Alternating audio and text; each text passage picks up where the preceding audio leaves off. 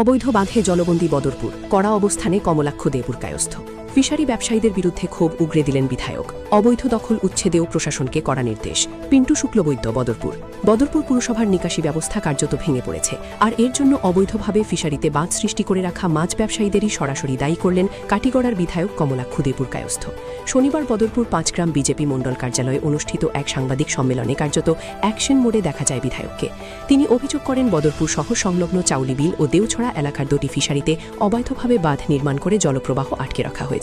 ফলে শহরের নিকাশি ব্যবস্থা সম্পূর্ণ ব্যাহত হয়ে পড়েছে এবং বিভিন্ন এলাকায় কৃত্রিম বন্যা পরিস্থিতির সৃষ্টি হয়েছে। বহু মানুষের ঘরে হাঁটু থেকে কোমর সমান জল ঢুকে পড়ায় জনজীবন বিপর্যস্ত হয়ে পড়েছে বলে উল্লেখ করেন তিনি।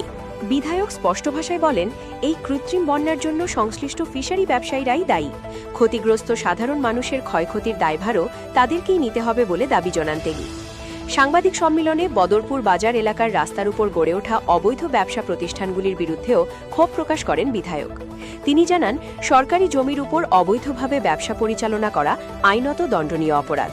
এ বিষয়ে দ্রুত ব্যবস্থা গ্রহণের জন্য বদরপুরের সার্কেল অফিসারকে ডিপিআর প্রস্তুতের নির্দেশ দেওয়া হয়েছে বলেও জানান তিনি।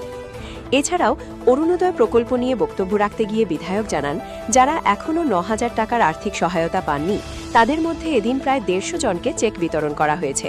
পাশাপাশি বঞ্চিত অন্যান্য উপভোক্তাদের তালিকা তৈরি করে দ্রুত আর্থিক সহায়তা প্রদান করা হবে বলেও আশ্বাস দেন তিনি। সব মিলিয়ে এদিনের সাংবাদিক সম্মেলনে বদরপুরের নিকাশি সমস্যা, অবৈধ দখল এবং জনদুর্ভোগ নিয়ে কড়া বার্তা দিতে দেখা যায় বিধায়ককে। যাতে আমরা একটা সুরক্ষিত ভারতবর্ষ রূপান্তরিত করতে পারি, সেদিকে আমাদের মূল লক্ষ্য। তাই সেদিকে চিন্তাধারা করে সামনের দিন, সামনের 5 বছর একটা আমূল পরিবর্তন হয়। বদরপুর শহর অঞ্চলের মানুষ, বিশেষ করে এই কাঠিগড়া বৃহত্তর অঞ্চলের মানুষ 2 হাত করে ভোট দিয়েছেন। বিশেষ করে সনাতনীরা 2 হাত করে ভোট দিয়েছেন। আমি তাদের কাছে কৃতজ্ঞ। রাষ্ট্রবাদী মুসলমান সামান্য রাষ্ট্রবাদী মুসলমান ভোট আমরা পেয়েছি। এদের কাজ করতে আমাদের কোনো আপত্তি নেই, কিন্তু ভারতবর্ষ থেকে যারা ভারতীয় সভ্যতা সংস্কৃতিকে যারা নিজের মনে করেন, যারা ভারতবর্ষে থাকেন কিন্তু পাকিস্তানের মঙ্গলের কথা চিন্তা করেন, ইরানের মঙ্গলের কথা চিন্তা করেন, বাংলাদেশের মঙ্গলের কথা চিন্তা করেন, যারা নিজের ডেভেলপমেন্ট চায় না, যারা ডেভেলপমেন্ট চায় পাকিস্তানের ডেভেলপমেন্ট চায়, যারা ডেভেলপমেন্ট চায় নিজের ডেভেলপমেন্ট না চেয়ে যাতে আমাদের সভ্যতা সংস্কৃতির বিকাশের কথা চিন্তা না করে, সেদিকে আমরা লক্ষ্য না রেখে যারা আমাদের ভারতীয় সভ্যতা সংস্কৃতির কথা চিন্তা করে, আমরা বলছি যে যেন আমার গৌরাঙ্গ বোঝে সে হয় আমার প্রাণ। সামনের দিন যাতে সুন্দর একটা পরিবেশ হয়, সুস্থ সুন্দর একটা বাতাবরণ হয়। আর ইল্লিগেল কাজে আপনারা যাবেন না। আমরা সবসময় দেখি যে সেই ইল্লিগেল কাজে যখন আপনারা যাবেন তখন সরকার সেটার উপরে ব্যবস্থা নেবে, প্রশাসন সেটার উপরে ব্যবস্থা নেবে। কি দরকার এই ব্যারিকেড করে মাছ মারার কি দরকার?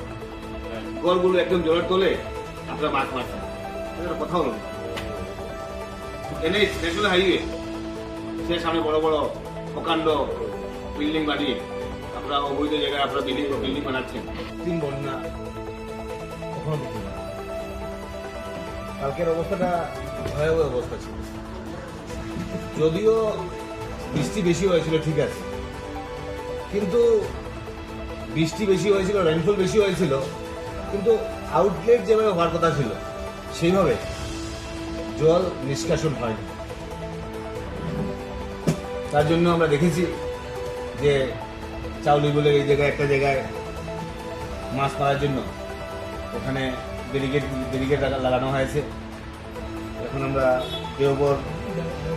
দেওতলা সেখানে গিয়েছিলাম, অনেক জায়গায় আমরা দেখতে পাচ্ছি ব্যক্তিগত স্বার্থে অনেকেই সেই ব্যারিকেড করেছেন যাতে মাছ মেরে সেখান থেকে ওনারা লাভান্বিত হতে পারে। কিন্তু ওনাদের এই কর্মকাণ্ডে এই অঞ্চলের শহরবাসীরা আমরা কিভাবে ভুক্তভোগী সেটা কালকের দিন আমরা উপলব্ধি করেছি। ব্যবসা করুন ঠিক আছে, আপনার ব্যক্তিগত ব্যবসা করুন ঠিক আছে, সরকারি জায়গায় মানুষকে অবস্ট্রাকশন দিয়ে সরকারি নিয়ম মতে জল যাওয়ার জন্য কেউ সেটাকে অবস্ট্রাকশন দিতে পারবে। সরকারি জায়গা হোক যেটা হোক, জল অন্তত